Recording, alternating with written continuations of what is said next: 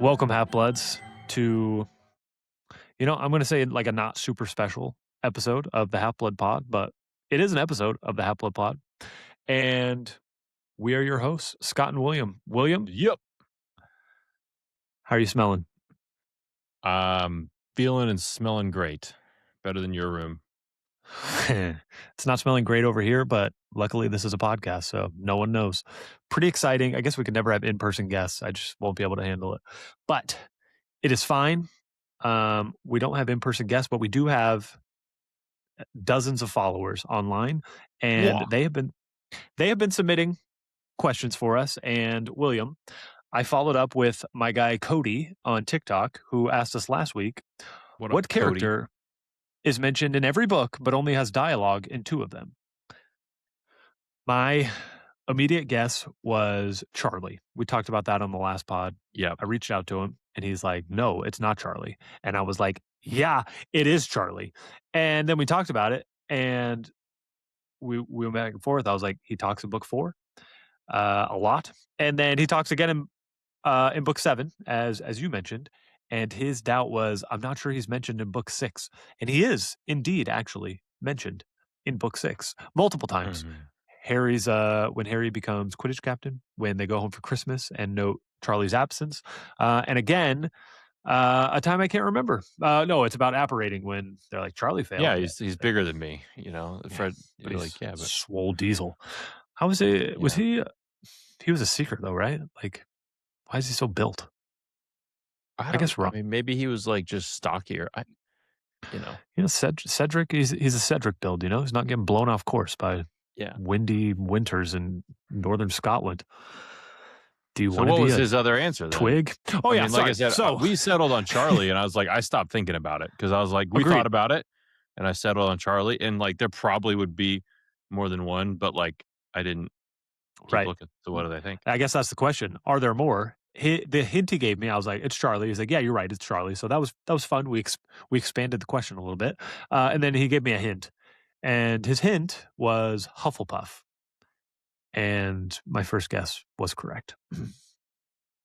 Do you have a guess based on the hint Hufflepuff? Based on the hint Hufflepuff? No, I don't have a guess like off the top of my head. Okay, well, I did. They're mentioned in every book. Ernie Macmillan, like he talks. Nah, he talks too more much. than that. Yeah, talks definitely 257. Hannah Abbott. I'll stop you there. It's Hannah. Congratulations. She speaks in the 2nd, of course, when she's fear mongering about Harry, and then she speaks in the 5th as well. But she's mentioned in every book. She's part of the sorting. She's there at the Battle of Hogwarts. She's where mom gets killed in the 6th. Sorry, Hannah. Right. So Hannah and Charlie, again, the answer to which character is mentioned in every book but only has dialogue in 2 of them. Are there more? Probably. Tell us, fans. If you, right? Probably. Let's see if let's put ChatGPT and every I don't think there's a chance that they can get that. Any AI. They're not that good. And when they are, I'll retire. I'll retire when that happens.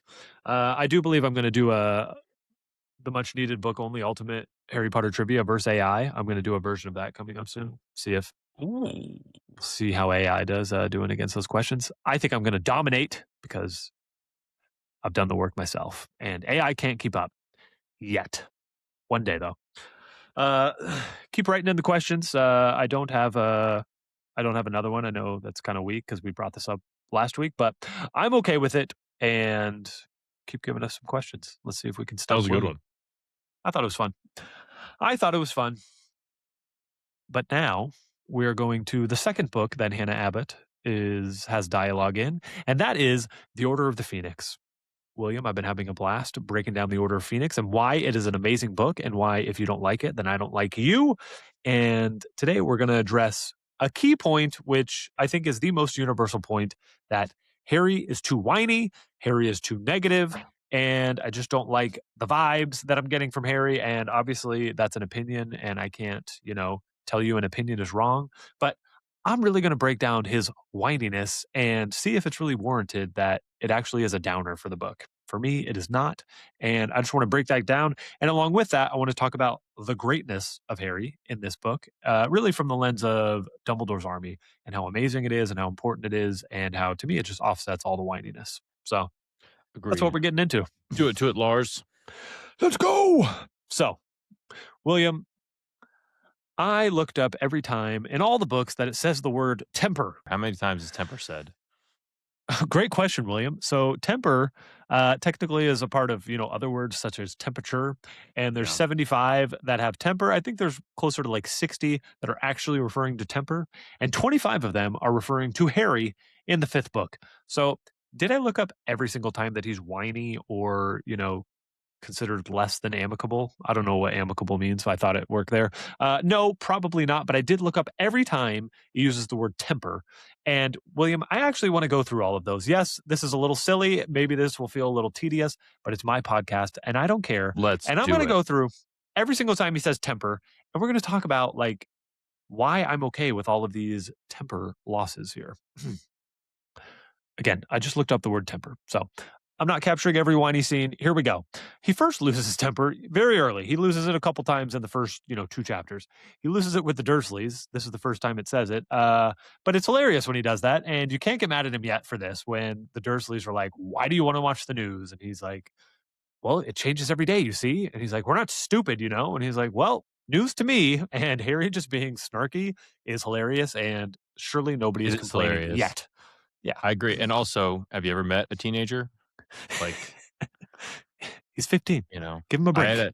There's a teenager that stole some money from my 8-year-old this weekend.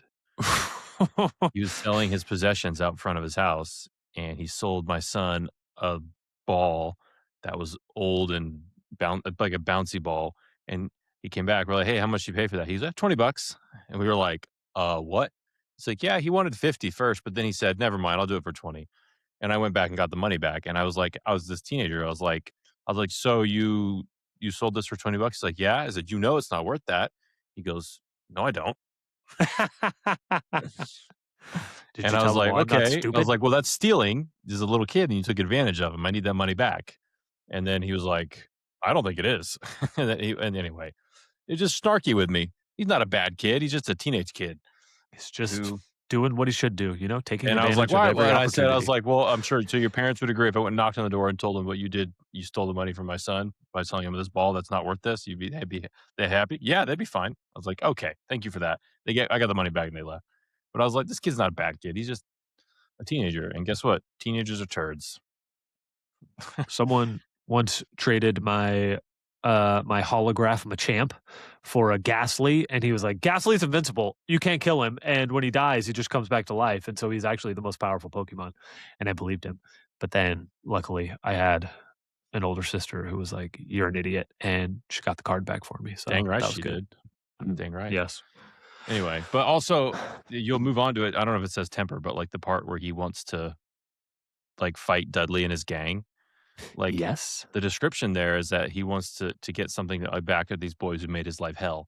Well, guess what? That is an incredible moment of coloring the growth of this character from a downtrodden little kid to like someone coming into manhood who is capable of standing up for himself and has thoughts and feelings about being abused for 15 years.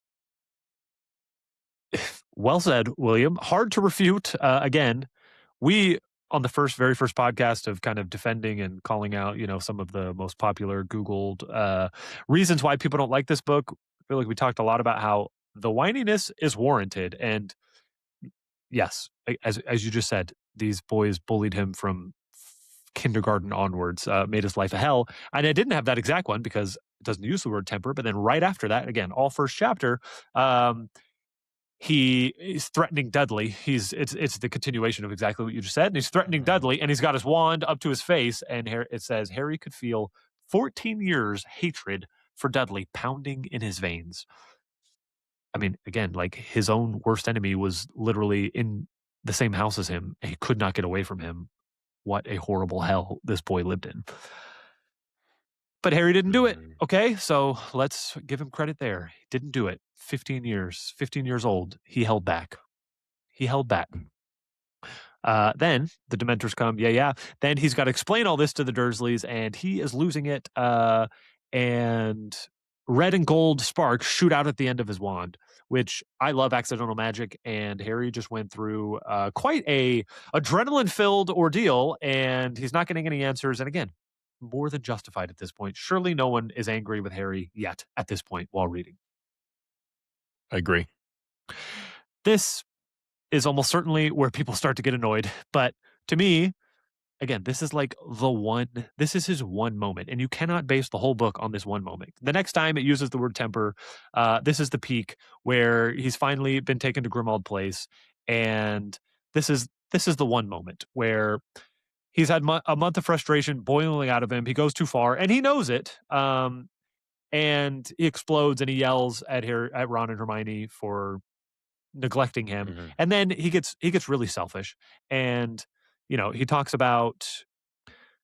Okay, I'll try to land a plane on this. Fun fact: he's the first person to ever lash out at someone he loves. Nobody's ever done that before. He's the only person who's ever done it. Lashing out at the people who love you and care about you the most, never been done before until this book.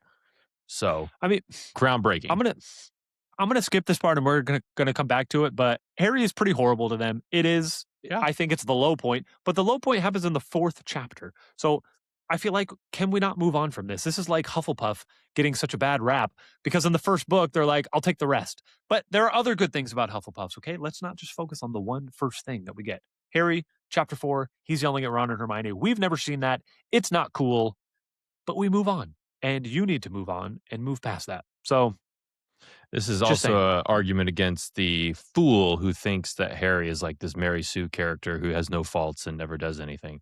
Exactly. That's why people don't like this book, because he actually does show a lot of faults in this book, like whining or like being upset or having huge errors that cause the death of his father figure. R.I.P. Anyway. R.I.P. It was a well set up plan. Voldy knows his boy. Then still, while at Grimmauld Place, he does get pretty jealous of Ron's prefect badge. But again, that's like such a small moment where he has the self-reflection in real time. He doesn't take the whole book to like, okay, Ron, you're the best. So like he feels selfish thoughts. He immediately overcomes them, which is incredible. And then the next time he talks to Ron, he's delighted to hear that he could speak in a normal voice. That's like so much growth. And I don't know. I think that's a plus for Harry, not a negative. Because who wouldn't be jealous? Everyone's saying, like, everyone would be jealous. You'd be like, why wouldn't you be? Like, people are like, people like being praised and like having power or authority or whatever. Like, why wouldn't you have a natural human emotion of being jealous at that moment? If you didn't, you just got to be like the coolest people ever, like Fred and George, who truly don't care about the badge. And neither does Harry necessarily, but like if your best friend gets it and you're like, it's like he says, if I thought about it, I would have given it to me over Ron. And everyone thinks that, literally every single person. Yeah. So can't blame him. Then he goes to school and he loses his temper with Seamus, and Seamus is being what we say in our group text. So justified. Yeah. Yes. A PAB. He's being a PAB. And like, Seamus is his boy. Like, they've been boys for 4 years. Maybe not best friends, but they've been boys for sure. Yeah, they've shared a room for 10 months a year. Every class, they literally go to every class together for every day for 10 months for 4 years. I feel like, again, totally justified. And every time, to me, this is kind of the point I'm trying to make, is like, he's very mad at Ron and Hermione, and the next one is Ron and Hermione, but then almost everything else is not at Ron and Hermione. And to me, if he's not mad at Ron and Hermione, then I am fully with Harry. Like, F these dudes. Whoever is messing with Harry is in the wrong. And Ron and Hermione, again, is the only time where it's like, Harry, that's not cool. Every other time, it's like, get him, Harry. Get him. Yeah. And also the Ron and Hermione thing, like, they also bicker a lot, and they would be really annoying to be friends with. You'd be like, make out already, or like, get on with it. Like, they would be hard to be friends with. So that is the next one. That is the next one. He loses it with Ron and Hermione because they're bickering. And that's exactly what I put, is like, he's been putting up with this for 4 years and has never complained. And with everything combined with that, he finally said what he's wanted to say for 4 years. Like, you guys never stop arguing, and it's really annoying, which it is. Yeah. Also, I don't know. I mean, people That's true, are that's true. annoying. People have not perfect characters traits, and like Ron and Hermione constantly bickering and annoying each other would be not fun to be around. So, Agreed. but like if you just never address it or say anything, like what kind of character is that? Like it's not interesting or fun. So, No, it is not. Also, going back to Seamus, I feel like the most important part of the Seamus argument for me is that one, Neville's got his back, and two, that Ron just immediately steps in and is like, "That's out of line," and he's got Harry's back. Just it's such a I don't know how to use this word juxtaposition from like book 4, where like he loses Ron for a period of time, and it's so hard for him, but he's not going to lose him in this fifth book. Like Ron's got his back day one. No Ron issues here in the fifth mm, book, and I really like that. Ron just steps in right away. Um, from there, he loses it with Umbridge on back-to-back times. If you're annoyed by this, like I don't want to be your friend. Umbridge is the devil, and he again, this goes back to when he's in Grimmauld Place. I feel like listening to it in the Audible version where he's just pleading with the Order, like, "But you're telling people that Voldemort's back, right? Please tell me that you're telling people." I feel like he's like screaming it in the Audible book, and like if he has an opportunity to tell someone that Voldemort's back, he's going to take it every single right. time. And also like if you made him not this way, it really wouldn't make sense for like this Yes. 15-year-old full of testosterone and puberty to like be wise beyond his years and be like, yes, I see the bigger picture. Yes, of course. Like he's not a grown I up. He think, doesn't understand like what's actually happening. He obviously is the linchpin to this whole operation, but like yeah, he's still a kid and he's a hot-headed kid who's had a tough time and like, also my theory about the whole Umbridge stuff is like people saying like he's a whiny or annoying. I don't think people dislike Harry. I think they dislike the conflict around him that's that's caused fair. by her. She's hateable. And they're That's like fair. saying, well, he's whining and complaining and all this stuff. And like, okay, but that's because he's losing. Like, you just don't like it that he's Right. losing. Like, he's Right. losing to Umbridge most of the time. She gets it over him. Obviously, in the end, it flips around. But almost the entire book, she's winning. She's beating him. She's beating him. She's beating Dumbledore. Like, she's winning That's the fair. battles. She doesn't win the war. She gets owned. But Which is, yes, why you treasure the moments that we went over last podcast of how many times Fudge and Umbridge just get owned by Dumbledore, by Harry, by the rest of the school, by Fred and George. You gotta treasure those moments. That's a fair point, though.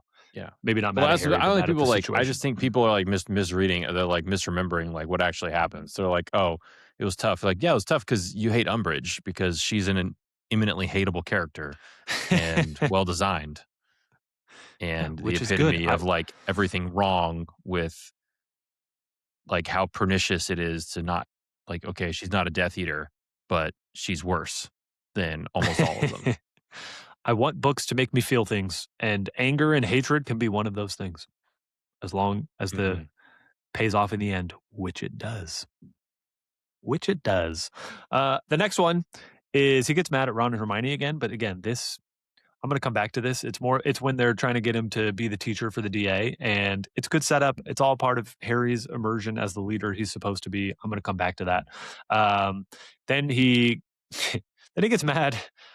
I want to talk about the Hogshead in the Hogshead. That's one of my favorite chapters. We're going to come back to that. He gets mad there again because Zachariah Smith is a piece of crap, and we'll come back to that. Um, he obviously gets mad at Malfoy at the first Quidditch match, and that is a sad part. That is definitely like a low of low um, of all the books. And again, are you mad at Harry or mad at the situation? I think you teed that one up well. Also, Surely you're mad at the Malfoy throws situation. some awful insults at him. Like If a real human boy said that, like we're throwing yeah, hands. Like if that is the if you're only a result. teenager and like and if you had like a dead mom and like all this stuff, like Nobody's that mean. you're all gonna turn the other cheek. Like probably not. No, Nobody's that gonna, mean, and you're nobody's that nice to let them say that. He's getting a the worst. Donnybrook. Also, like Harry I think fighting I'm using Malfoy it is right. I like don't even care about hockey. I think it's Donnybrook. also like Harry fighting Malfoy is like just a part of every book, and so you can't get mad when he does it in the fifth book. He does it in every book. It's just to your point. Umbridge is there, and everyone hates Umbridge. Yeah, so they're mad at the result, which is the result is he loses. Like you're right. You're setting he this takes up an well. L. He takes an Yes. L. So it's awesome that he punches him. Like who wouldn't? I mean, how could you not like want to punch him? Exactly.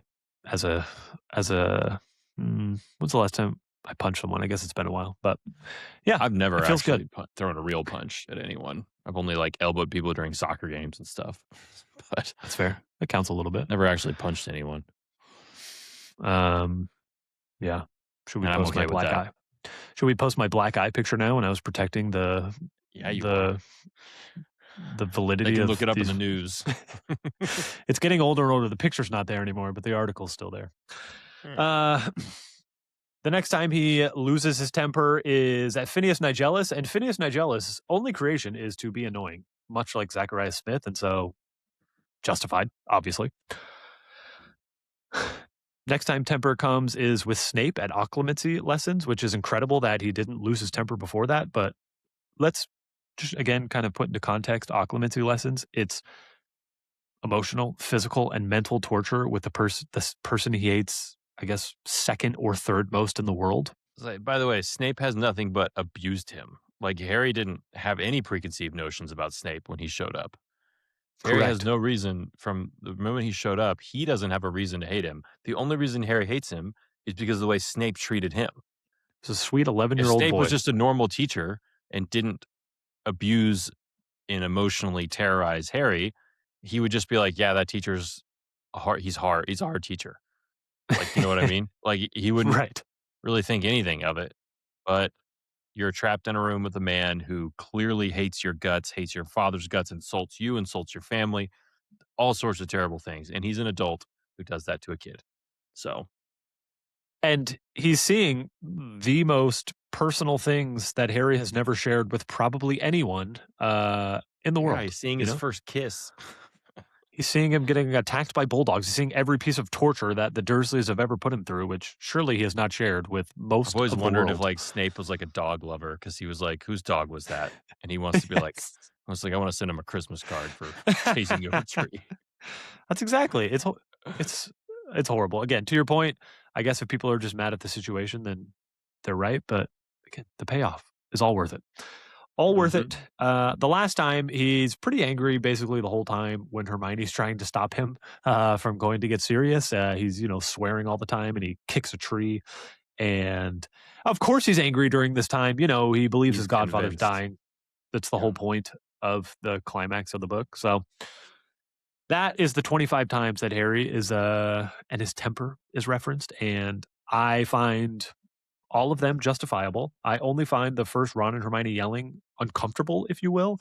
And I find many of them humorous, and all of them with a sweet payoff eventually. Right. Like I said, when I step back and look at it, I think when people think they don't like this book, or it's like, it's because a lot of hard things happen.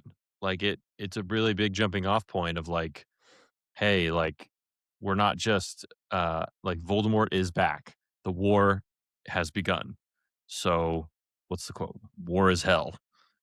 Like there you go. Like it's tough. Like why would it be like a happy-go-lucky? Like a lot of hard things happen. The characters, they spend a lot of it losing. So I just think if people want to make an argument, they're just making the wrong one. Like, what do you mean whiny or like baby or something? Like, no, that's not a reason.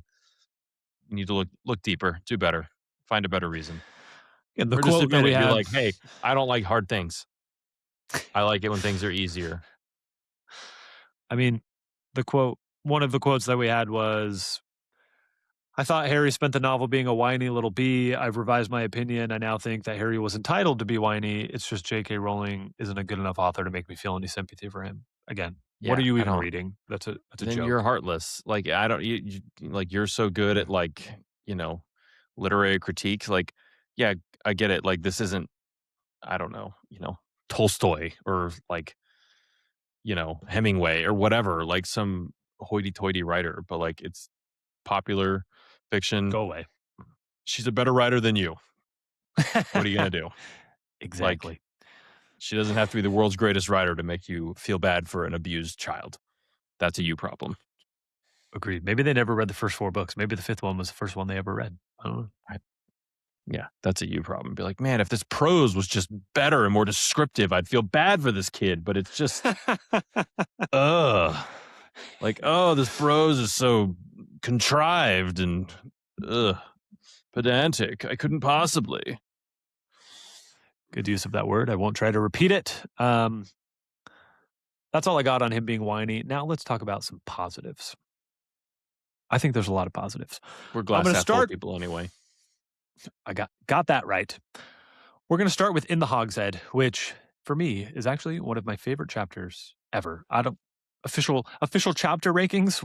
We should get into that at some point. I don't know where In the Hogshead falls. It's an amazing chapter, and I think it does a lot of things. So, one, I feel like it actually.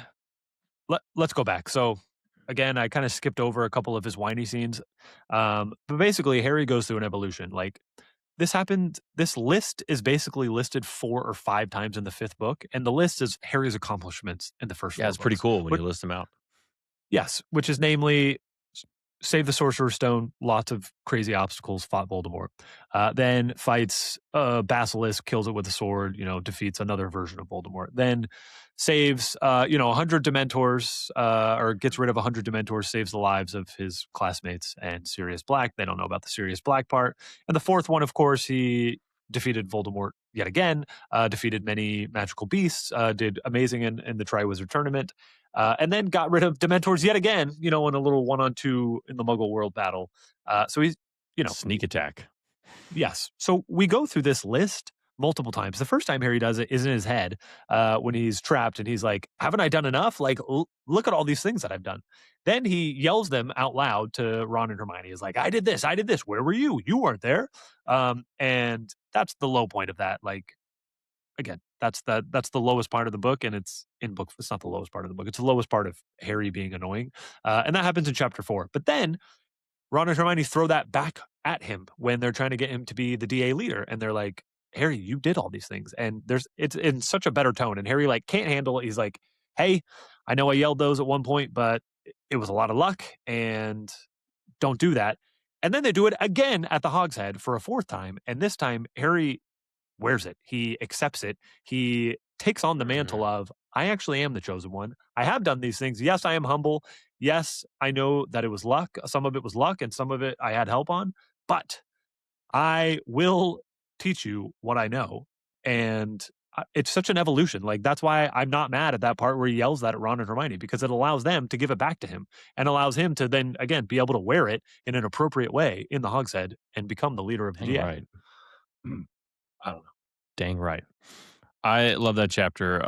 It also puts in perspective like his standing among the students, and how how people view him in this world and like what they think of him. And he's kind of a mystery to a lot of people because like you said, like he is friends with like all these kids he lives in his dorm room with, but like we don't see every interaction that Seamus and him would have had, right? Or Dean or whatever. And his adventures all happen, without them. Right. And those things obviously happen without them, right? But like, like they notice, like all these kids that have gone to school with him, like for that long, you know, like obviously the Hogwarts would be like any school, like there's cliques, but it's also really small. Like, Right. I went to both. I went to a huge high school and a little one. And the little one, like, we had 39 people in our graduating class, which would probably be like about the size of I don't want to dive down that rabbit hole, but like that was like probably more or less the size of like a Hogwarts class, right? Of like probably a little bigger. Well, guess what? Like if there's that little people, like everyone knows each other. Like there's way less of like the clicky, like obviously people are friends with who they're friends with, but like you can't help but rub shoulders with people way more often. Like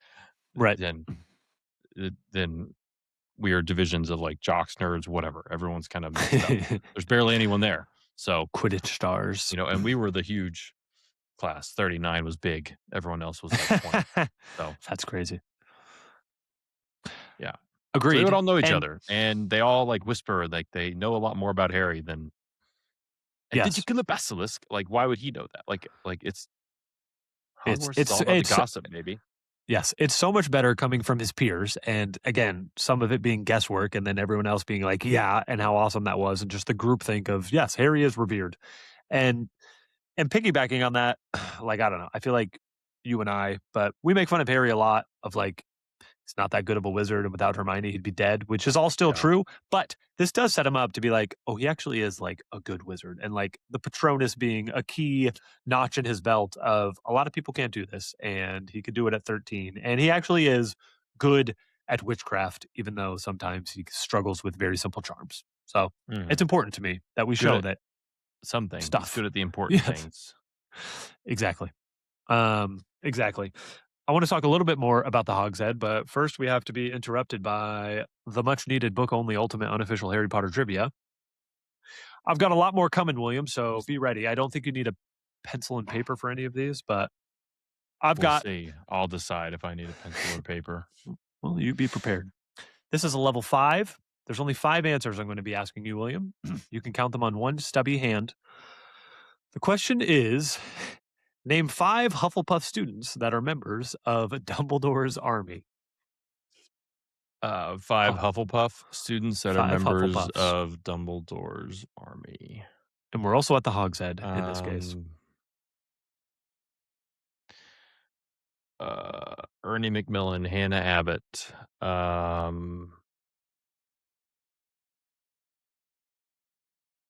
Terry Boots, a Ravenclaw, Zacharias Smith.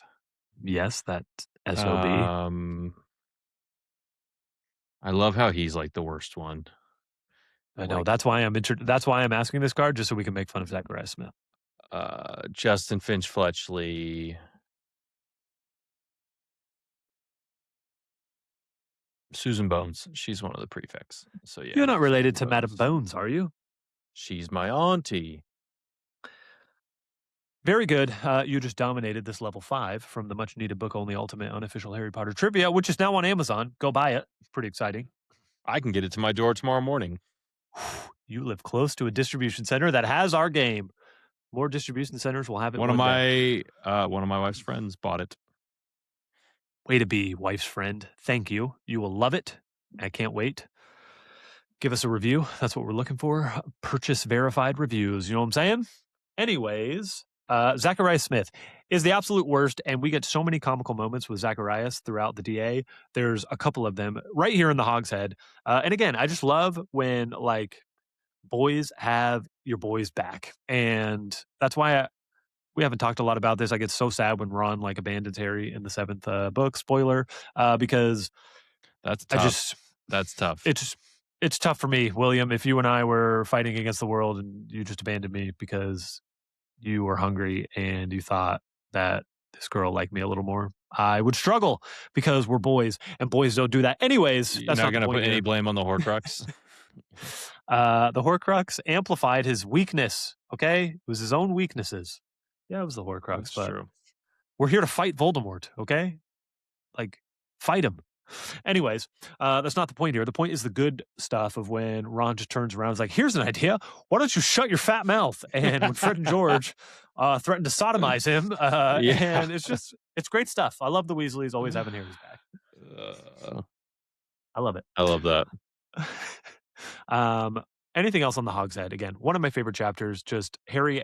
It's the first time Harry becomes like the chosen one. It's truly the first time that we get to see, again, what you said, how anyone else sees him besides, our close characters that we already know. I don't really it's just a great chapter of like, you know, expanding the world, making like people are into it and like they care about this war and like, they don't all swallow the ministry propaganda and everything like that. Yes, So it's really cool. It's great. exactly. Exactly. From there, we start our lessons, and I am going to introduce this with another question, William. This one is another level 5. Ooh.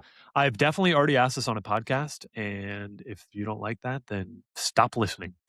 Name 7 forms that the Room of Requirement has taken.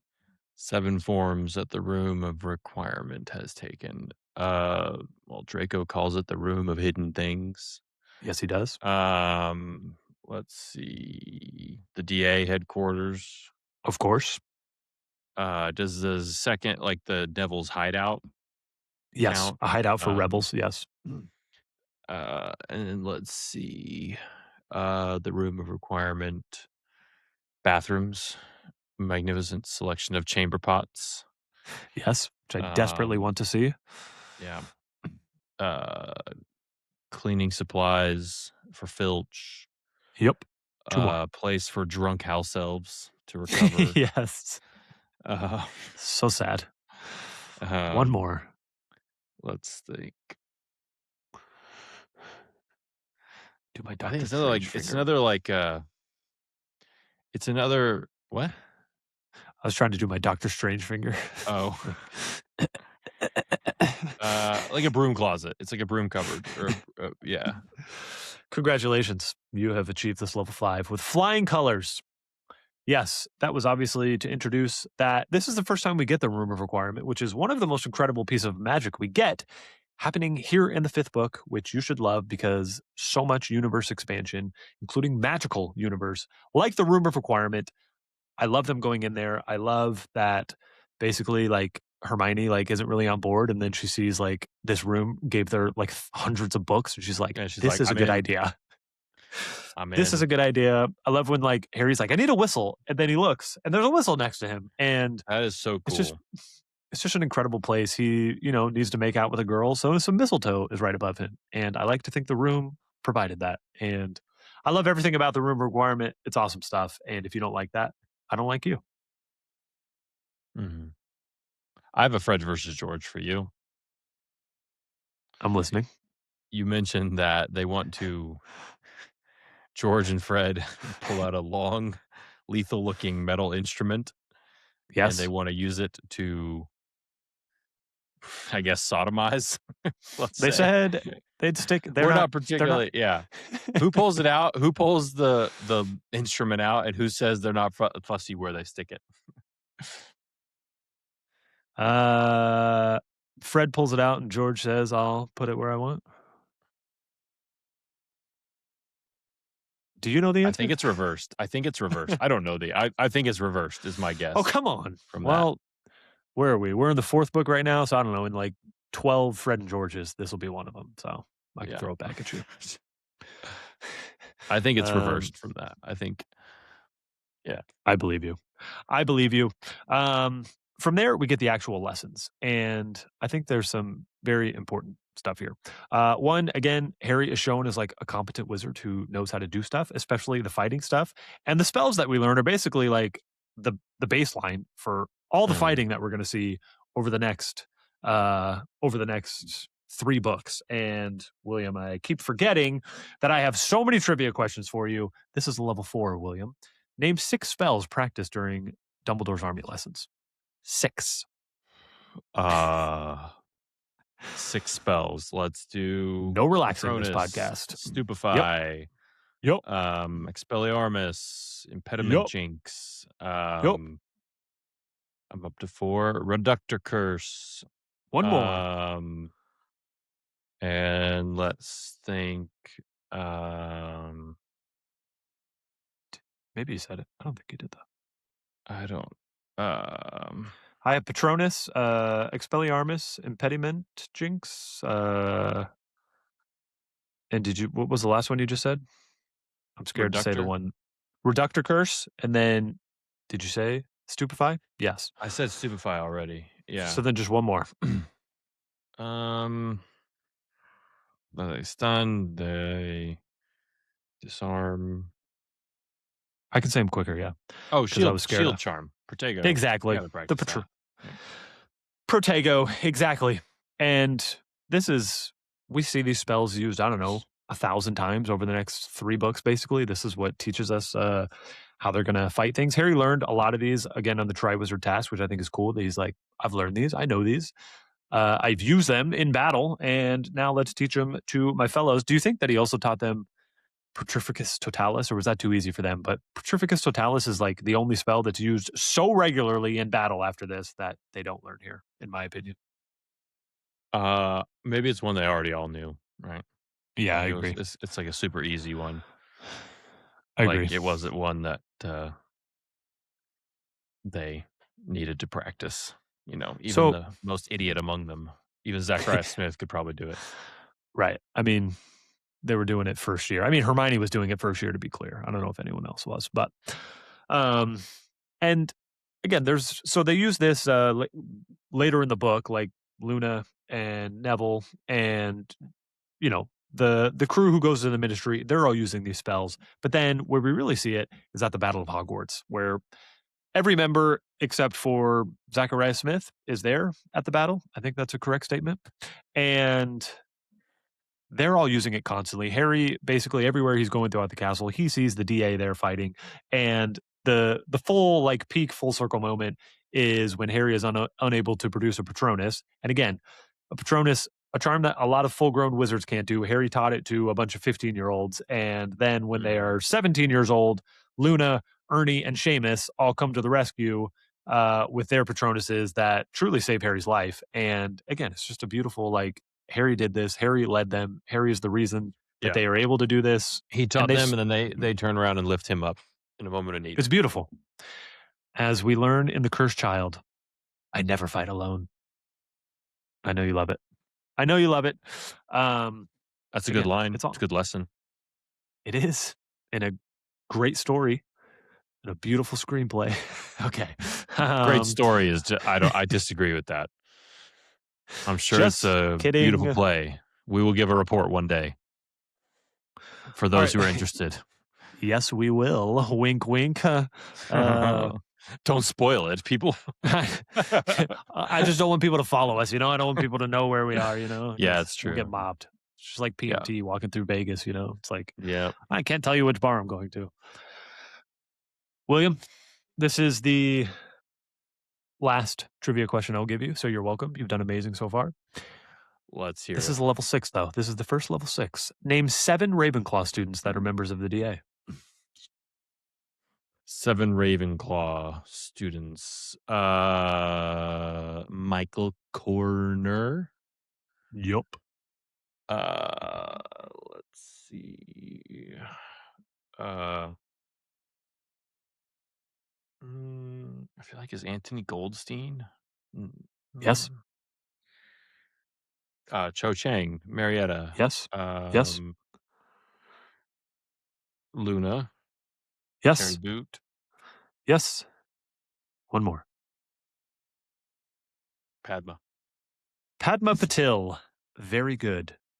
I wanted to bring that up because there's a couple moments that Hermione has with the Ravenclaws. And again, the DA really elevates Harry as like a good wizard. And I feel like it like super elevates Hermione into being basically truly the smartest witch in the school, certainly for her age, but maybe in the entire school. I don't know. And it happens a couple times. One, I love everyone's reaction to her doing a Protean, how do you say it? Protean charm. A Protean charm where she makes the galleons and everyone's just like, WT standard. You did this? She's like, I thought it was a good idea, but I guess not. And they're like, no, it's a good idea. Just how did you do it? I don't know. I just love that. I love Hermione getting her shine. And also, she's sleeping on tats. Tats are cool. I mean, a DA tat would be sick. That's a good point, actually. Very well. That'd be hard to hide it, but yeah, or easier. I don't know. You can't lose a tattoo. You can't accidentally spend it. Yeah, we're not all poor like Ron.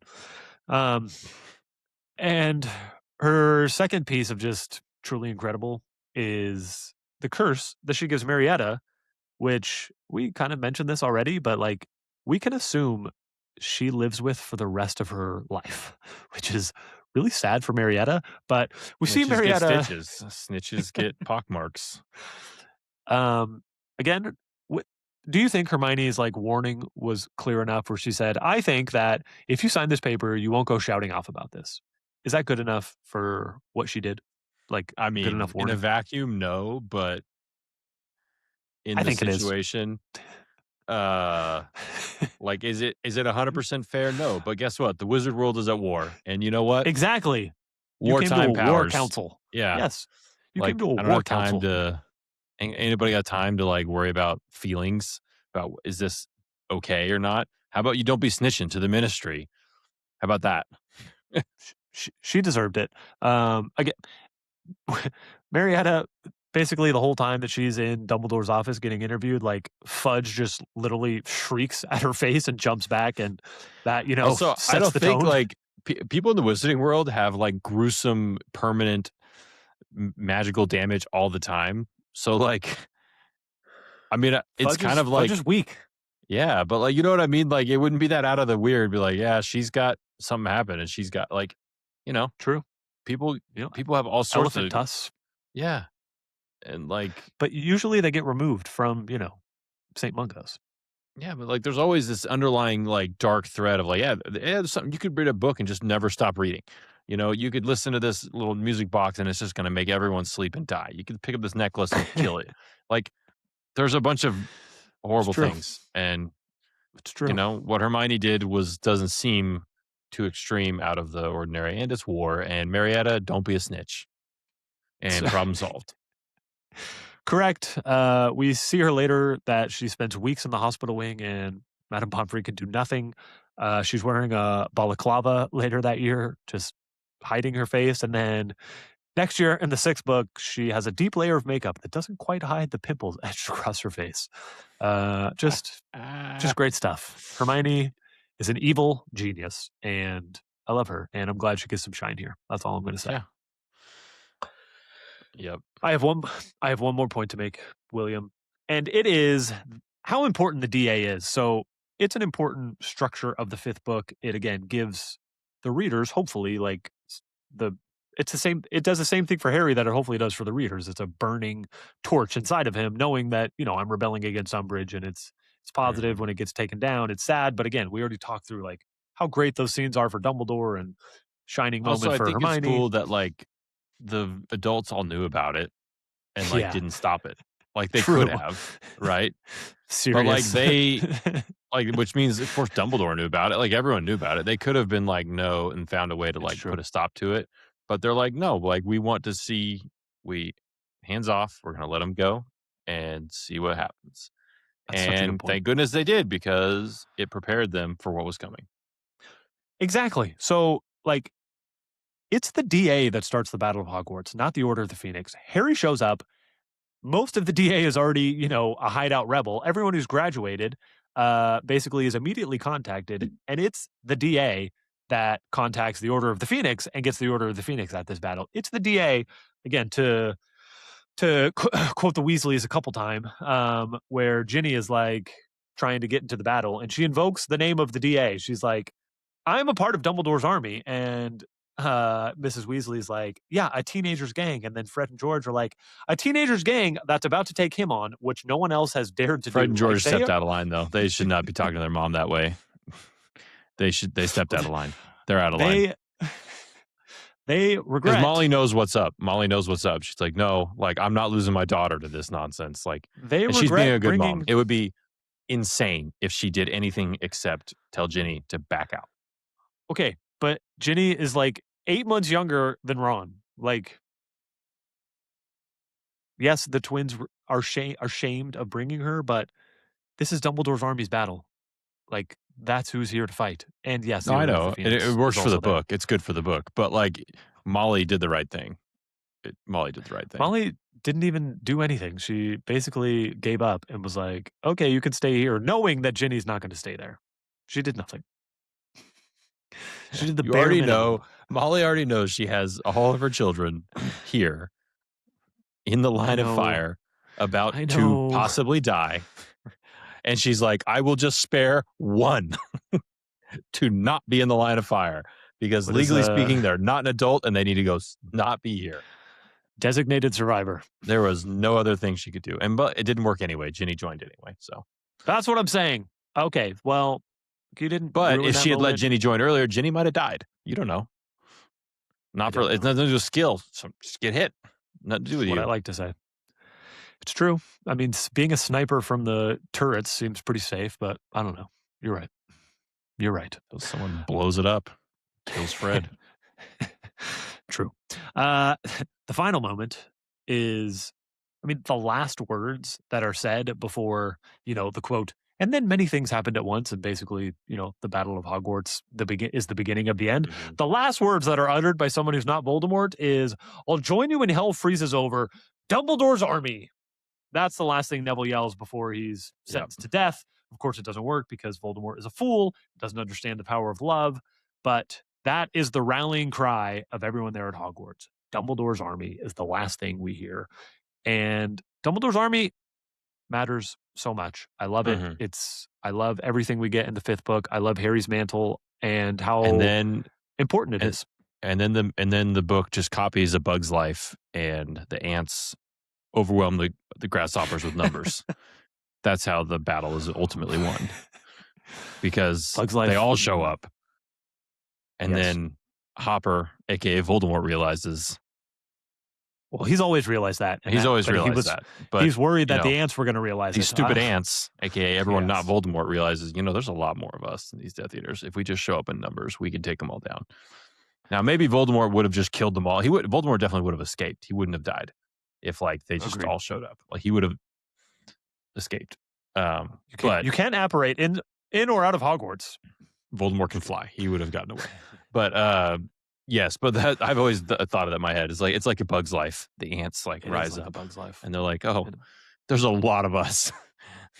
If we all show up with our families and relatives, and everyone joins the cause, it's over." Yes, it is. At least his army Yes, is it is. decimated. I haven't thought of that Bug's Life comp, but I'm surprised that hasn't been made fun of. Well, it's one of the weaker Pixar movies, so it's not one that people think about very often. I really like it. I mean, It's not if I'm bad, ranking- but if you're talking about all of Pixar, it's not one that's particularly memorable. Pixar's output is prolific. It is. I'm going to have to see where I put Bug's Life in my official ranking. We've just started our Toy Story rewatch in preparation for Toy Story 5. So we watched Toy Story 1 last weekend. The Getting most ready for perfect it. trilogy of all time. Ruined. But not ruined. I don't think it was ruined by 4 and 5. I think you could still have a perfect trilogy. I think Pirates of the Caribbean, tremendous trilogy. Yes, they made some other ones after. It's a great trilogy. Let's just call it what it is. I think it's okay. Yeah. No? It's fine. Anyways. I just wish they hadn't. But Pixar can't make a good movie anymore. Well, no, that's not true. Their hit rate has gone way down. Their batting average is way down compared to what I love Inside Out too. Yeah. But I said they have to go back to the sequels, because whenever they make these original new ones, it's tough sledding. It is. They don't. How many things that you wouldn't think of can talk and be cute can you make talk and be cute, Apparently Hoppers is okay, but I don't know. My kids saw Never it. saw it. I missed it. I'll see it on streaming soon. William, we've done it yet again. We have stayed under an hour. We are incredible. I just want to finish off with a Fred versus George, a real one, because I asked the questions, not you. Do it. You've done amazing. You answered 4 questions. I need to get this so I can have an A. effortlessly. True. Let's see if this gets you there. As the Weasley twins are off to the World Cup, one of them gets caught with all of the paraphernalia, all of the Wizards Weasley Wheezes that they want to take out and sell at the World Cup. I'm happy to read the quotes and, do a fill in the blank, but which twin is caught with all of the stuff from Mrs. Weasley? Again, I'm happy to read the quotes. They're sewn into George's pockets. Yes. George, said Mrs. Weasley sharply, and they all jumped. What, said George in an innocent tone that deceived nobody. What is that in your pocket? Nothing. Don't lie to me. And then the Accio begins. You're amazing. You're amazing. And why isn't this percent moving up? You are at 17 out of 19. And that's still showing 89%. So I'm sorry, William. Let me give this an extra decimal point. 89.5%, but it's rounding up to 0.5. So you went from a low 89 to a middle 89. Next week, you're rounding to a 90. I'll be there one day. I mean, yeah, you'll be at 18 out of 20 next week, which I can do that math. That is 9 out of 10, baby. That's 9 out of 10. Congratulations. We'll keep it coming. Next week, we will come with, I think, the most important podcast we've ever done. I'm not sure. Importance is hard to measure. But next week, we are going to review The Only One He Ever Feared in a better light than when we argued over who would win, Voldemort or Dumbledore. And I won the argument despite being wrong. And we'll also talk about the Lost Prophecy and disprove every comment that has been flooding our social media over the last 3 weeks of the prophecy was useless. We're going to stop that. We're going People to really comment that on our stuff? Yes, all over the place. I will bring them all to the pod next week, and we I will. need some receipts on this so I can see these fools in I will. all their digital glory. I will send you all of them, and we'll also need to. Again, we kind of justified Harry's behavior here. We will also do a dive on justifying Dumbledore and Voldemort's behavior to make this whole thing make sense, which is all again attached to the prophecy and Harry and Voldemort's interconnectedness. I believe it can all be justified and proved to be a appropriate decision, and we're going to prove that next week, and I'm very excited. Also, deal. Shout out Wizards, number 1 pick. We've never botched a number 1 pick in the history of life, and hopefully we get Kwame Brown 2.0. So looking forward to it. Hopefully we bring in MJ as a consultant to ask who we should get, and we can get this right. Hopefully. I think Peterson's going to be better than Dabanza. I think Peterson's going to be in rehab in 3 years, and I would not draft him at all. Caleb Wilson, baby. That's who I'd pick over him for sure, and I'd definitely pick Caleb over Boozer. Dang right. Don't need a slow, short guy to get his shot blocked by taller people in the NBA. He doesn't know how to take creatine. His creatine natural levels are too high. What is Peterson talking about? Who cares? I don't know. I don't actually have an. I guess the only thing I listen to a podcast. I've heard people say like, in a vacuum, like he's the most talented prospect, more than Dabanza. I've had a couple people say that. So like, well, I've been convinced. Obviously, I don't actually have a take. There's no lose. It was a good. As long as you're in the top 2, 3, whatever, you probably feel pretty good about the pick. So. Everyone's saying top 4, but I wouldn't feel good about Boozer. But what does in a vacuum mean? That doesn't even make sense. You have to be on a basketball court, and there has to be people around you. Like, well, it's an inexact science. You can't people take people all the time, and someone that took Reece Shea number 1. They could have had Steph Castle. Mean drafting people. Yes. Talent evaluation talent evaluation is like a complete pseudoscience. Yes, it is, but where did Reece Shea play basketball? France. I don't know. All I'm saying is 10 years from now, if you're like, hey, if someone told you actually Darren Peterson was better, you wouldn't be like, what? You'd be like, sure. Why not? Or Caleb Wilson, even. I don't know. Like, you wouldn't be like blown away. You wouldn't be like, that's insane. I'll be surprised when he's not the best in 10 years. There you go. Okay. There you go. UNC GOAT. Anyways, no one cares about our basketball takes. Go Wiz, go Spurs, and go Harry Potter. We'll see you in 2 days, actually. So get ready for spoilers coming soon. I guess we should have plugged that. Too late now. Deuces. Love you. Peace.